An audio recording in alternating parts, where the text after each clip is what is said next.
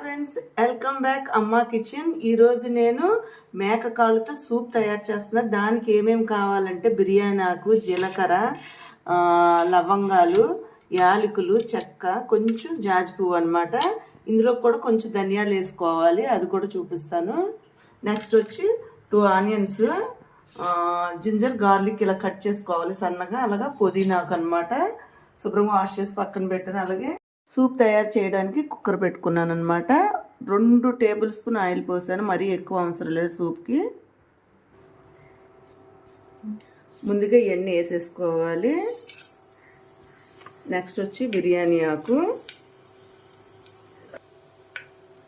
సిమ్లో పెట్టుకొని ఆగనిచ్చుకోవాలన్నమాట. గట్టి ఇక్కడ పెట్టున్నామా. ఇప్పుడు జింజర్, గార్లిక్ కూడా వేసేసుకోవాలి. కొంచెం పచ్చి వాసన పోయేదాకా ఆగనివ్వాలి. ఇప్పుడు ఆనియన్స్ కూడా వేసుకోవాలి.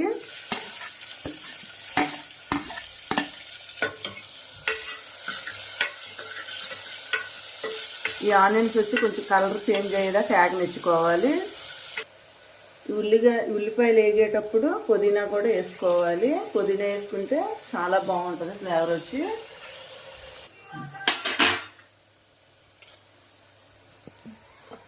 ఆనియన్స్ బాగా వేగిపోయినాయి. ఇప్పుడు మనం మేకాళ్ళు వేసేసుకోవాలి.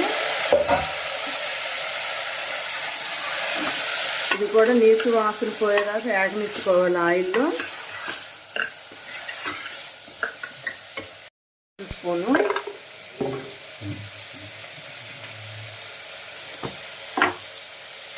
సాల్ట్, మనం వాటర్ ఎక్కువ పోసుకుంటాం కాబట్టి స్పూనున్నర వేస్తున్నా. సాలిపోతే మళ్ళీ వేసుకోవాలి. పసుపు, సాల్ట్ కూడా బాగా పట్టించేసాము. ఆయిల్ కనపడుతుంది చూసారా. ఈ టైంలో మనం 1 లీటర్న్నర దాకా వాటర్ పోసుకోవాలన్నమాట. వాటర్ పోస్తున్నాను. ఇది మనకి 10 విజిల్స్ దాకా రావాలన్నమాట.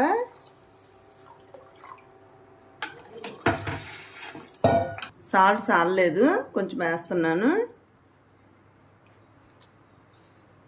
ఓకే, ఇప్పుడు కుక్కర్ మూత పెడతాను.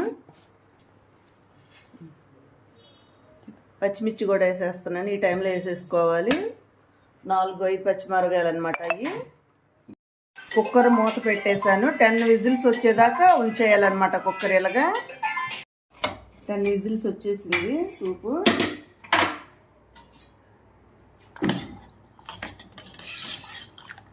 బోన్స్ బాగా కుక్ అయిపోయినాయి అనమాట. ఇప్పుడు లాస్ట్లో మనం మిరియాల పొడి, ఇది నల్ల మిరియాల పొడి అనమాట. నెక్స్ట్ కొత్తిమీర వేసుకోవాలి. ఫైనల్ టచ్ కొత్తిమీర అనమాట. చాలా బాగుంటుంది, టేస్ట్ అదిరిపోతుంది అనమాట.